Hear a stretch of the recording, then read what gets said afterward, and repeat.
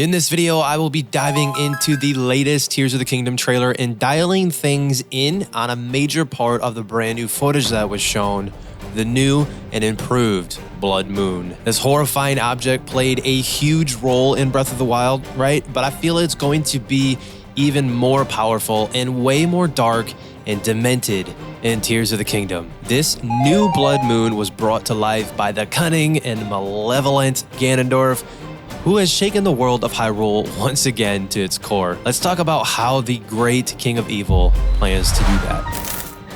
The new Blood Moon in The Legend of Zelda Tears of the Kingdom is going to be one of the most significant events in the Legend of Zelda series, in my opinion. In Tears of the Kingdom, it marks the return of Ganondorf, one of the franchise's most iconic villains. I mean, we all by now know who Ganondorf is, right? Ganondorf's motivations for creating the new Blood Moon are unknown because, well, the plot is still unknown, but it is certain that his presence in the game is going to have a profound impact on our journey. The new Blood Moon represents a significant shift in the gameplay of Tears of the Kingdom. I believe we will now have to face new enemies and bosses that were much harder than the ones in Breath of the Wild, and we will have to adapt our play style to overcome the challenges that Ganondorf has planned for us. I think that this new Blood Moon in Tears of the Kingdom will be sort of similar to the Blood Moon in Breath of the Wild in that it'll once again be a timed event that occurs at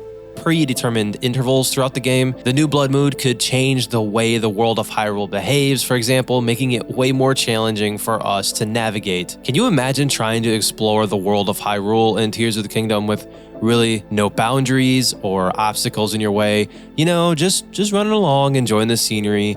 Then as soon as the Blood Moon triggers, there's just huge pools of malice blocking your path along with several enemies for you to defeat. Oh, and the enemies are way stronger, by the way, and have way more health.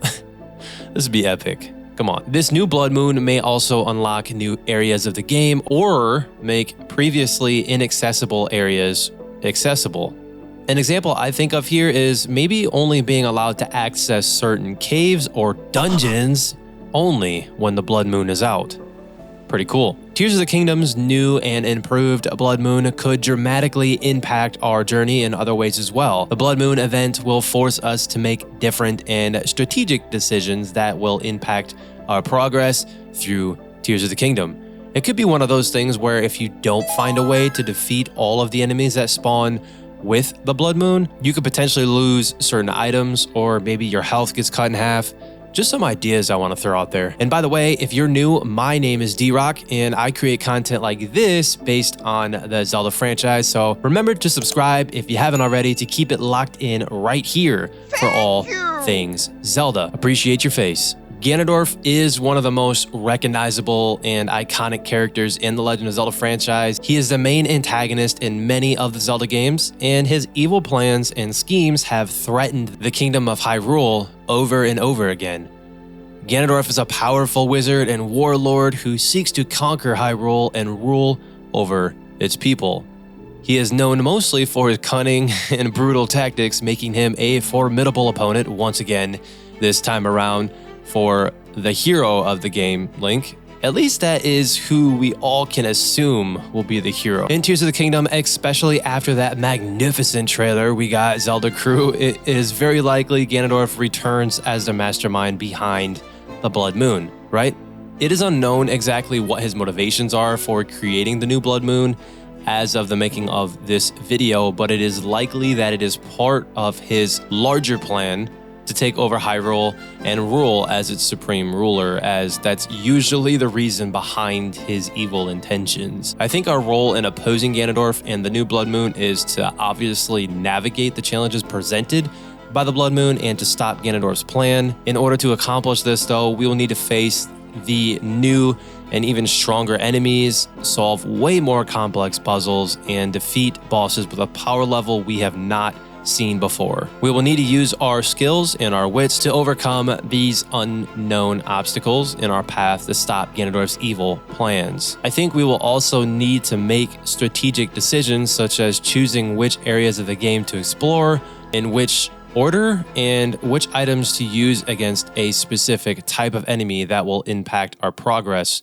throughout Tears of the Kingdom. Ganondorf's return as the mastermind behind the new Blood Moon in Tears of the Kingdom is a significant event for the franchise going forward. It is such an amazing day to be a Zelda fan. With Ganondorf's return, once again, we can expect a thrilling and challenging adventure as we attempt to save Hyrule from its evil grasp yet again. Environmental hazards like multiple pools of malice, like we were talking about earlier, that block Link's path to progress the story, or even having the Blood Moon increase the temperatures to the extreme, like severely cold in the desert at night after the Blood Moon subsides, to where Link could lose a ton of life if he doesn't immediately shield himself with more clothes or brew up a potion.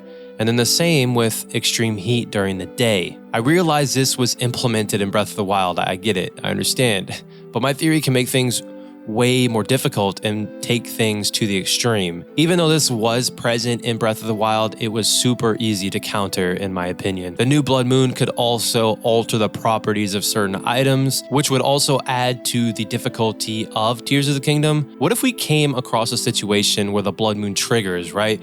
And this then blocks certain items from being used, like melee weapons, for example, for a brief moment in time.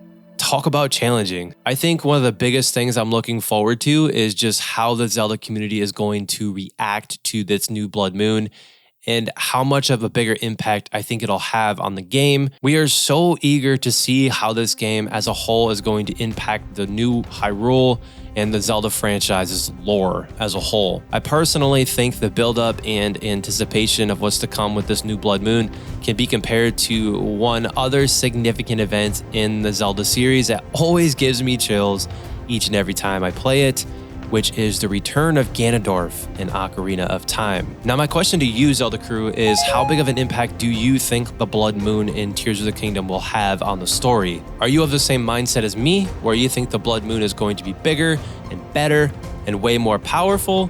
Or do you think it's going to play a similar role to the one in Breath of the Wild? I'm excited to hear what you think. While you think that over, remember that it's dangerous to go alone, so click this video next because I break down the latest trailer for Tears of the Kingdom, and who knows, Zelda crew, you might have missed something. Wink, wink. Much love, be the light. Let's continue the Zelda conversation right here.